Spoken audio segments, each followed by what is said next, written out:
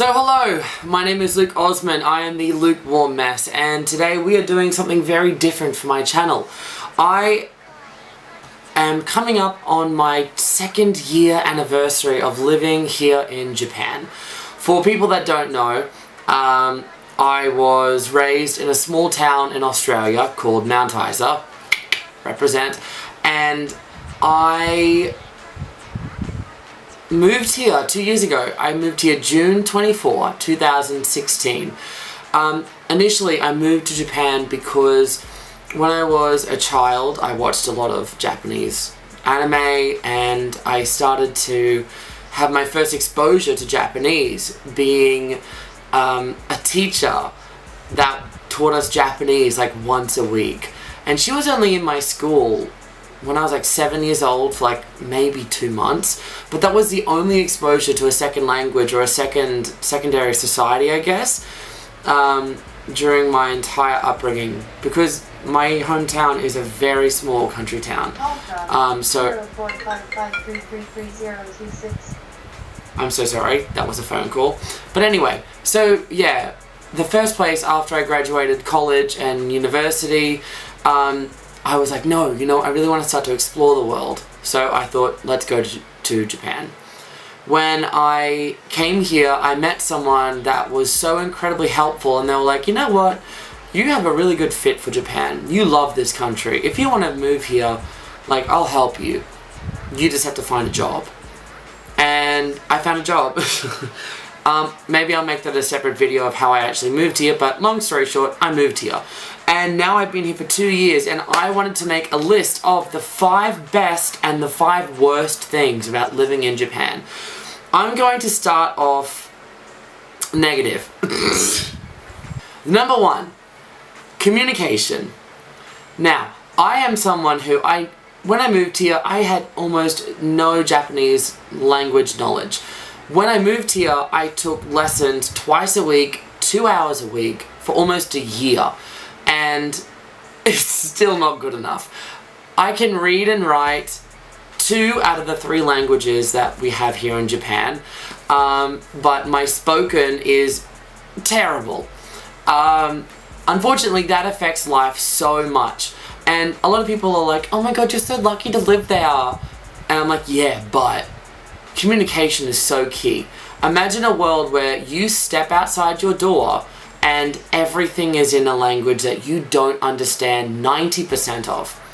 That's mostly on me, by the way. I will fully take the blame for that.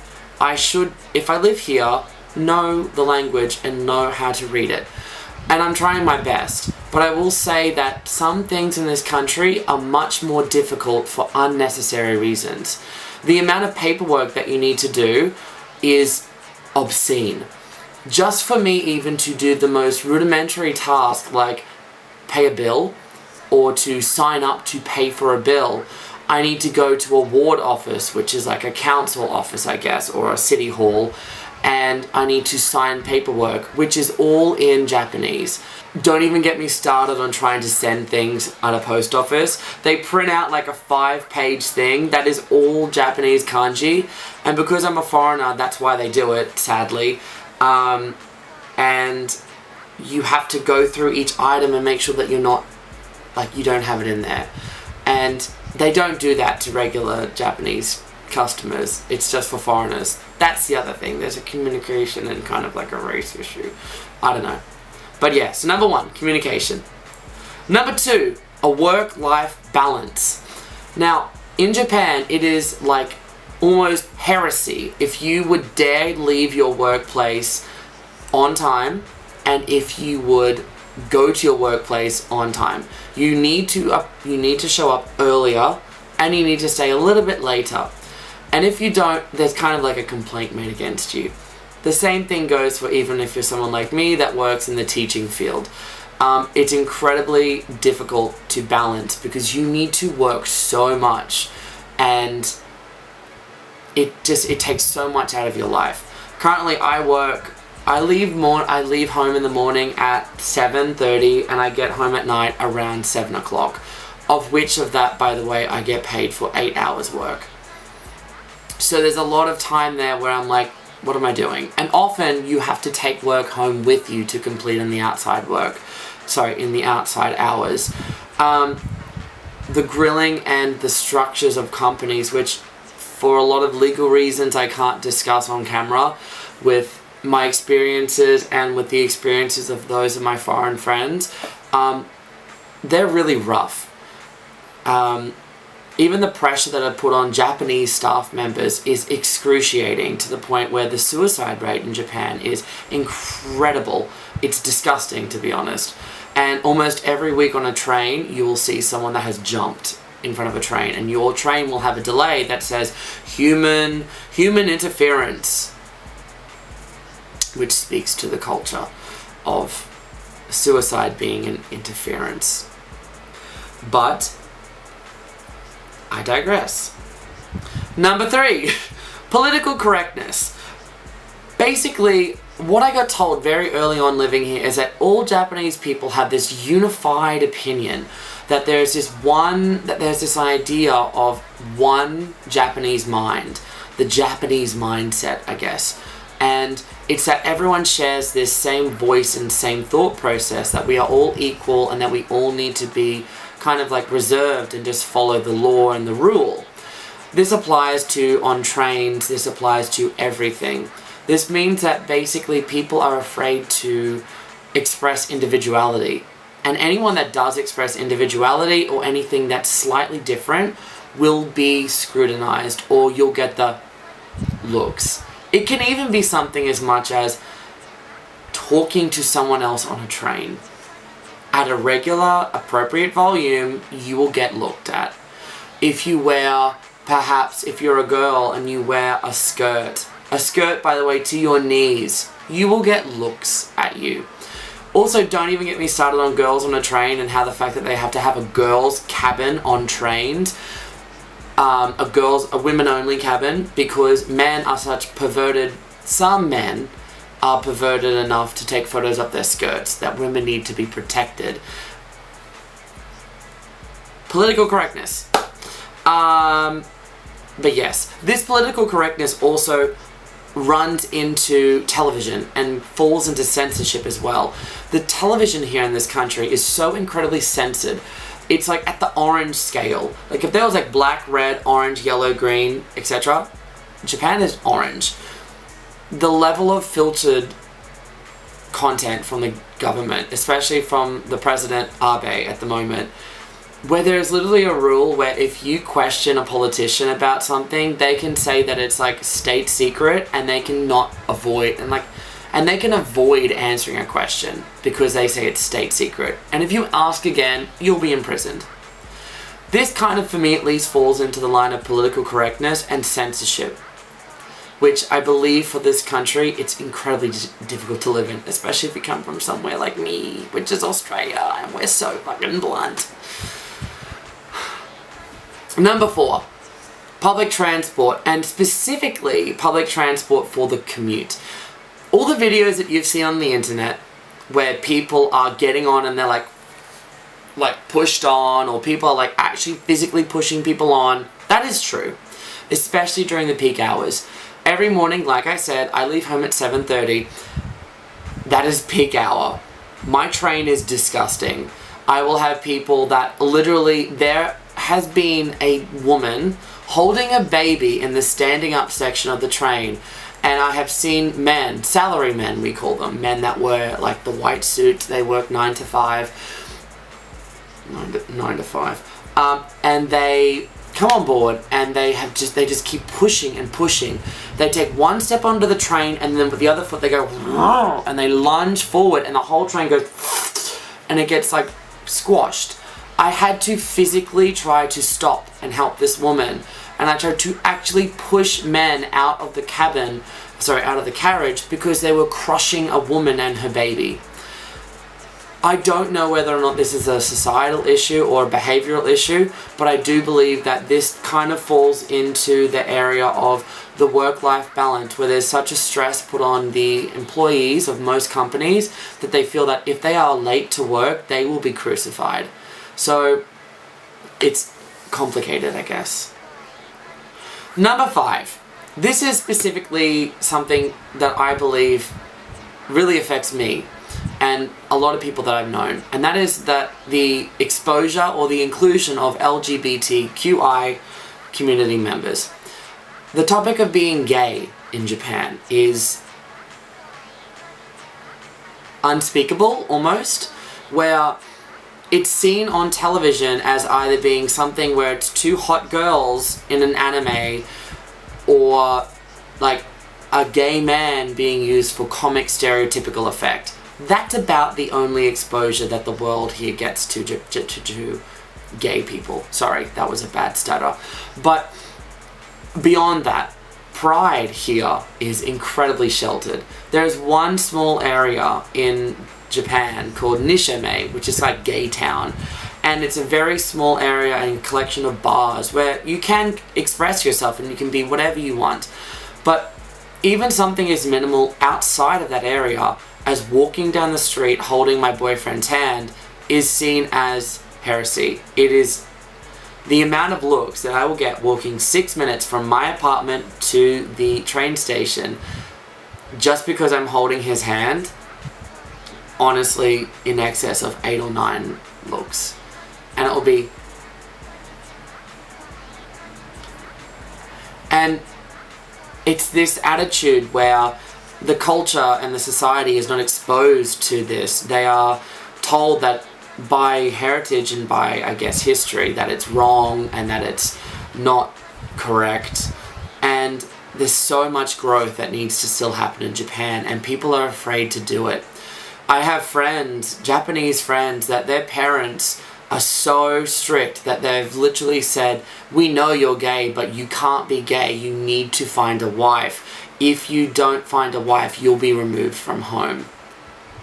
I've even had a friend where I bought them like a Pokemon plush toy of Meowth, which is like a cute cat Pokemon. And when he took it home, his father ripped the head off of the doll, threw it out the window, and said, "This is gay." Obviously in Japanese, but this is not to be in my house.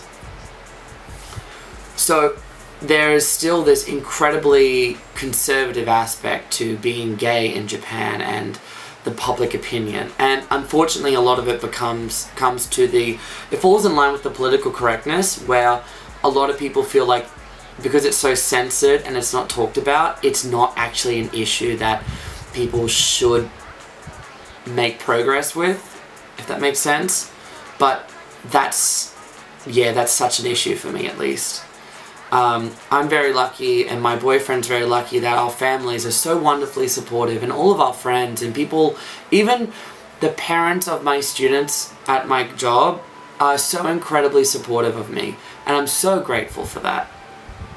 Okay, so now that we've done the 5 negative things, I would like to get into the 5 best things about living in Japan. Number 1, kindness.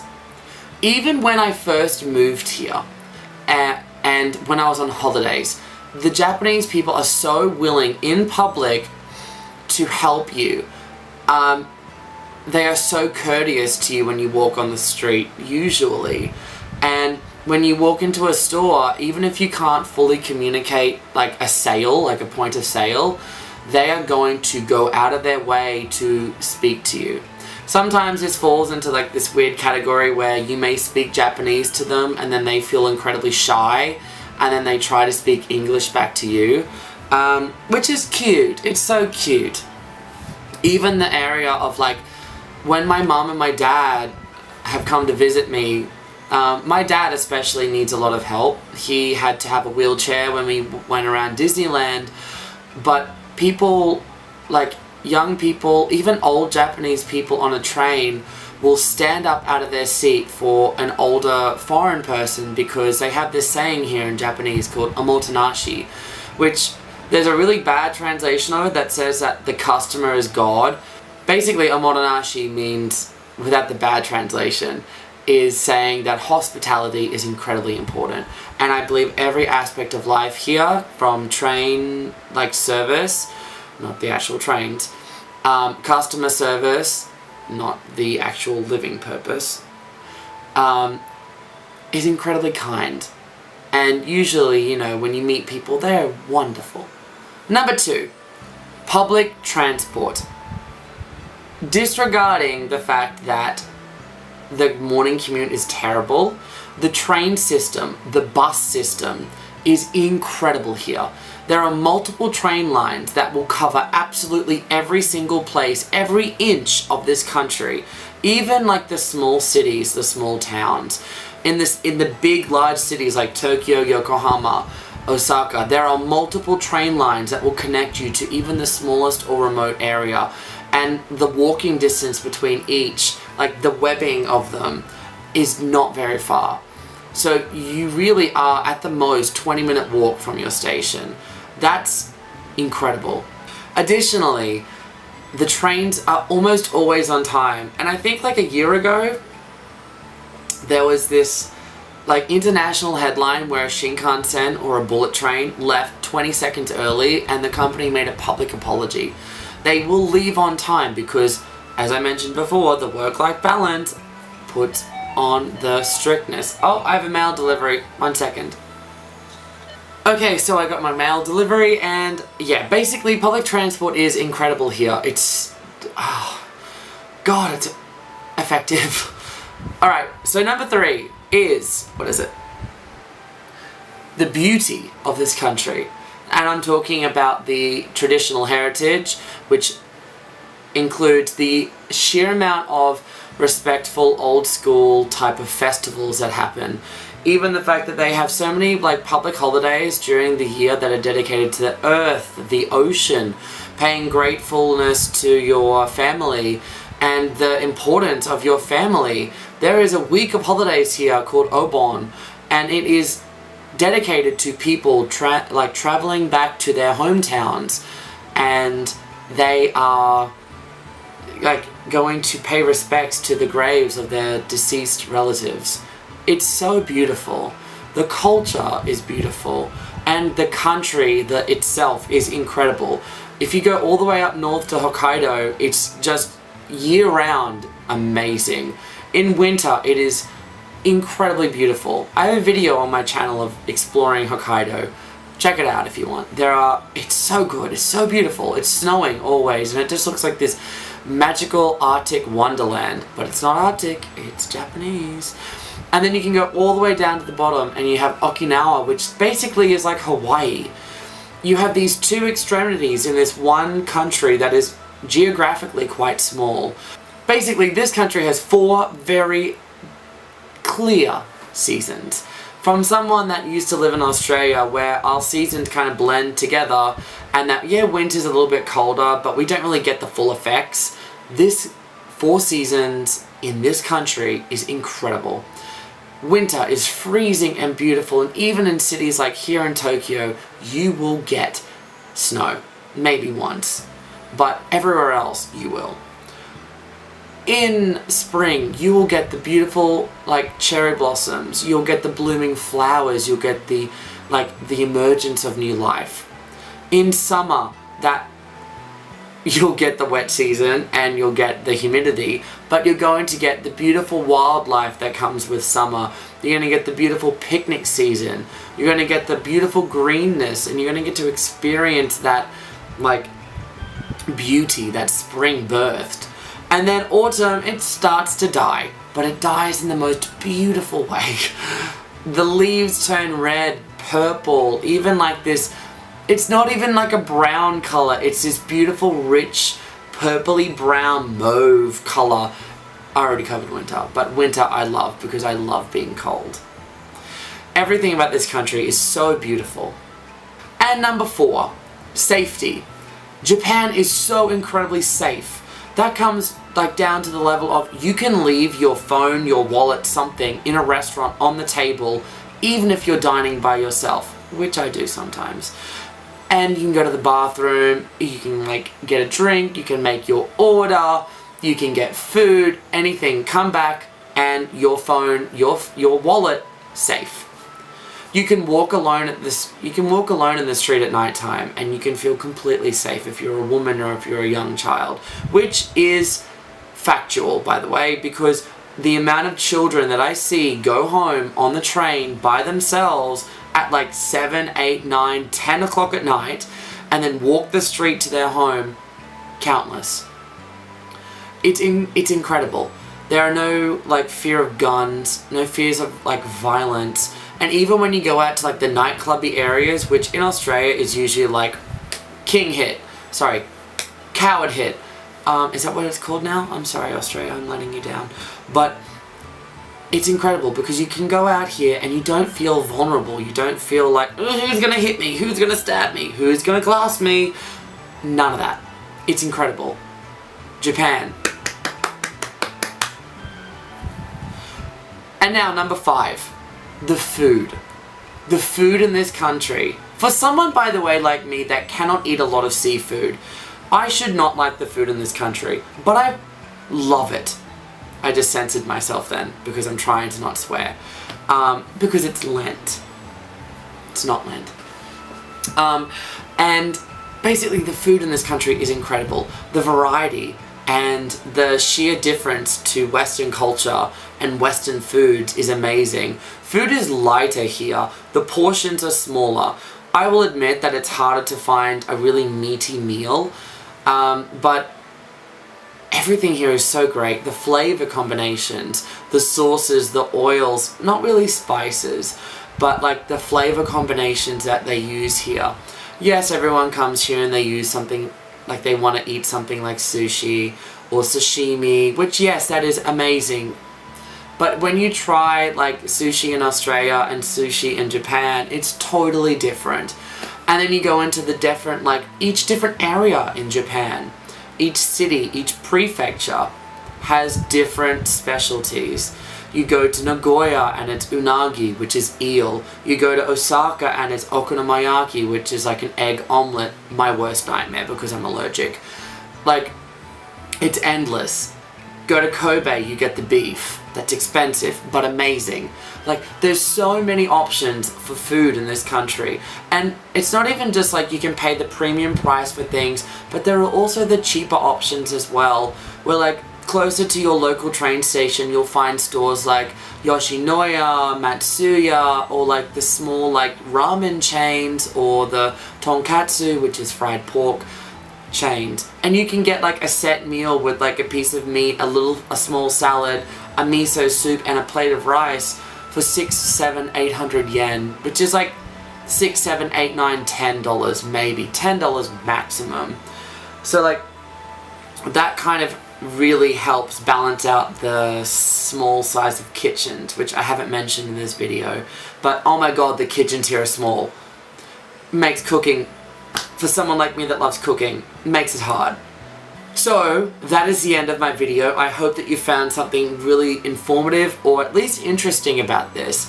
I didn't include the very obvious best thing, which is that this country, and I firmly believe this, brought me and my partner together. I came to this country for a reason, because I found my soulmate in my partner, and that is honestly number one for the best things about this country.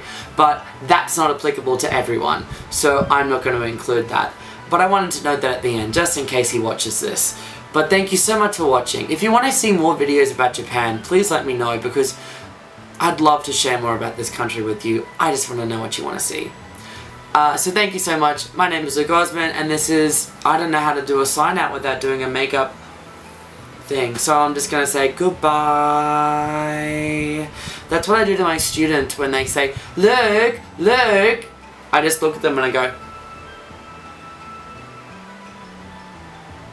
with dead eyes, and they're like, fucking confused. Thank you. Like, comment, subscribe.